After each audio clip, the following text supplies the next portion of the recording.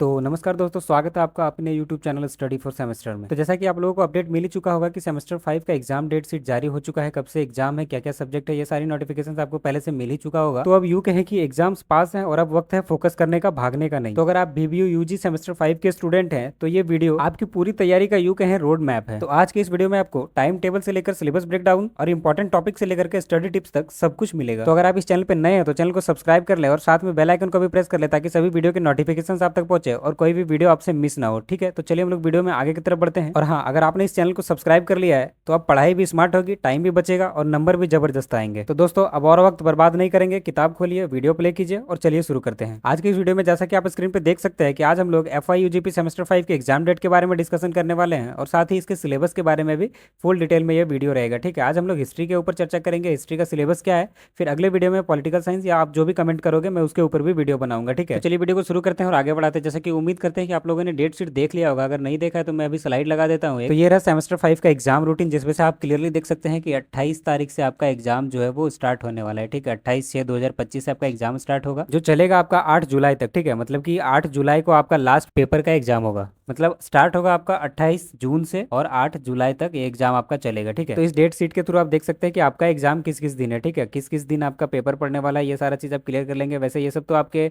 Admit card में already mention रहेगा ही, लेकिन आपको पहले से जानना है तो आप यहाँ से देख सकते हैं।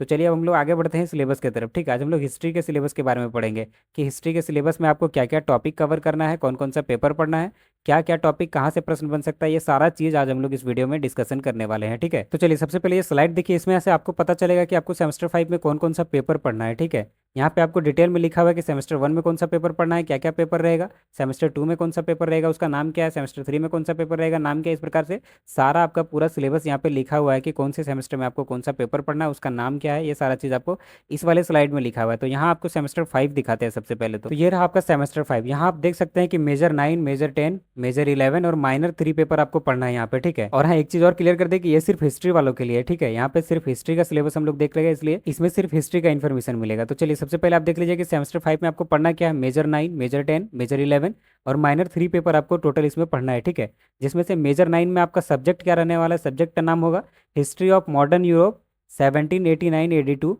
1900 AD। ठीक है, ये इतना से इतना साल के बारे में क्यों क्यों लिखा है ये आपको नेक्स्ट मेजर पेपर में समझ आएगा, क्योंकि आपका मेजर 10 जो है वो भी हिस्ट्री ऑफ मॉडर्न यूरोप ही है, लेकिन यहाँ पे 1900 AD से लेकर के 1945 AD तक के बारे में पढ़ना है। ठीक है, मतलब कि आपको मेजर पेपर 9 में जो है वो 1900 तक पढ़ना है और वहाँ से आगे 1945 तक आपको मेजर पेपर 10 में पढ़ना है।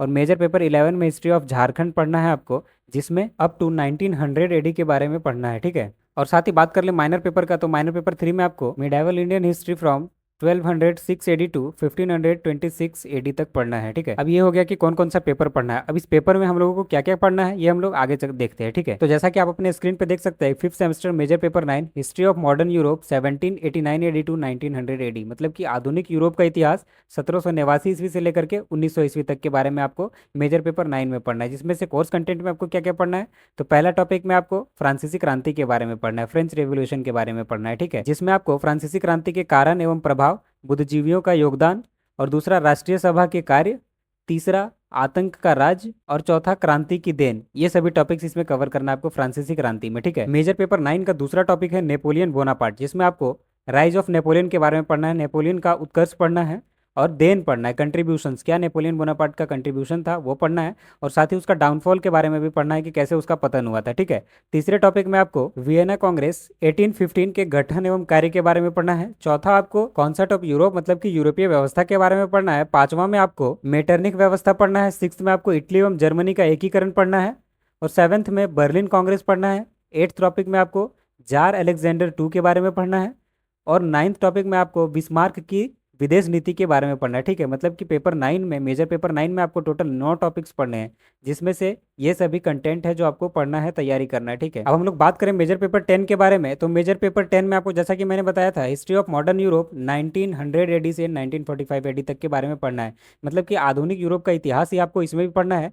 1900 ईस्वी से लेकर के 1945 ईस्वी तक इसमें पढ़ना है। ठीक है, इसमें आपका कोर्स कंटेंट में है, पहला आपको प्रथम विश्व युद्ध के कारण एवं उसके प्रभाव के बारे में पढ़ना है। ठीक है, तो जैसा कि आपको पता होगा कि पहला विश्व युद्ध जो था वो 1914 से लेकर के 1918 ईस्वी तक के बीच तक चला था, तो इसका कारण क्या था, इसका क्या प्रभाव पड़ा था, ये सभी चीज़ों को आपको इसमें पढ़ना है। ठीक है, और दूसरे टॉपिक में आपको 1917 की रूसी क्रांति के कारण, स्वरूप एवं परिणाम के बारे में पढ़ना है। रूसी क्रांति के कारण क्या थे, क्यों हुआ था, उसका क्या स्वरूप था और क्या उसका परिणाम हुआ, ये सारा चीज़ आपको पढ़ना है सेकंड पॉइंट में।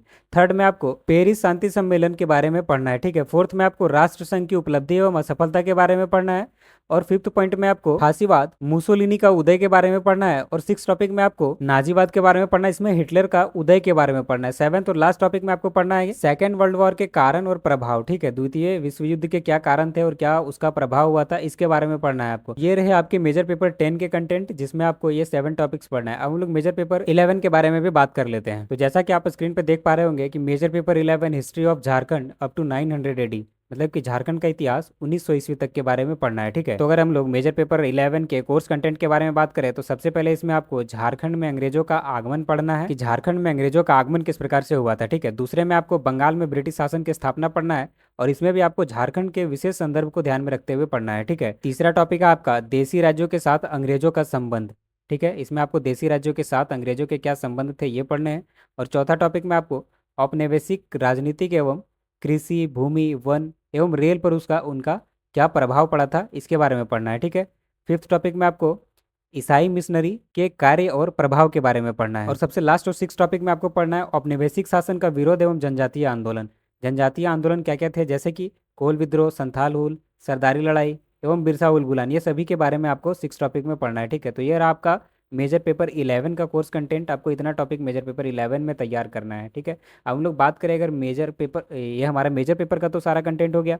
अब हम लोग बात करें माइनर पेपर के बारे में। ठीक है, इसमें आपको जैसे कि मैंने बताया था कि एक आपको माइनर पेपर 3 भी पढ़ना है, तो अभी हम लोग आगे देखेंगे कि माइनर पेपर 3 में क्या क्या पढ़ना है। ठीक है, तो जैसा कि आप स्क्रीन पे देख सकते हैं कि fifth semester minor paper 3 medieval Indian history from 1206 AD to 1526 AD, मतलब कि मध्यकालीन भारतीय इतिहास 1206 ईस्वी से लेकर के 1526 ईस्वी तक के बारे में इसमें आपको पढ़ना है। ठीक है, जिसमें से कोर्स कंटेंट का बात कर ले तो सबसे पहले आपको भारत में तुर्क शासन की स्थापना के बारे में पढ़ना है, जिसमें आपको कुतुबुद्दीन ऐबक के बारे में पढ़ना है, इल्तुतमिश के बारे में पढ़ना है, रजिया सुल्तान के बारे में पढ़ना है और बलबन के बारे में पढ़ना है। ठीक है, कोर्स कंटेंट 2 में आपको अलाउद्दीन खिलजी के प्रशासन, राजस्व एवं बाजार नीति के बारे में पढ़ना है। ठीक है, और तीसरे टॉपिक में आपको तुगलक वंश के बारे में पढ़ना है, जिसमें मोहम्मद बिन तुगलक के चरित्र एवं नीतियों के बारे में पढ़ना है और फिरोज शाह तुगलक के सुधार नीति के बारे में पढ़ना है। ठीक है, चौथे टॉपिक में आपको सिकंदर लोदी के बारे में पढ़ना है और पांचवा और सबसे अंतिम टॉपिक में आपको धर्म एवं संस्कृति के बारे में पढ़ना है, रिलीजन एंड कल्चर के बारे में, जिसमें से सूफीवाद, भक्ति आंदोलन और सल्तनत कालीन स्थापत्य कला के बारे में पढ़ना है। ठीक है, तो ये आपका माइनर पेपर 3 का सारा कोर्स कंटेंट था कि इसमें आपको क्या क्या पढ़ना है। ठीक है, तो डिटेल्स में मैंने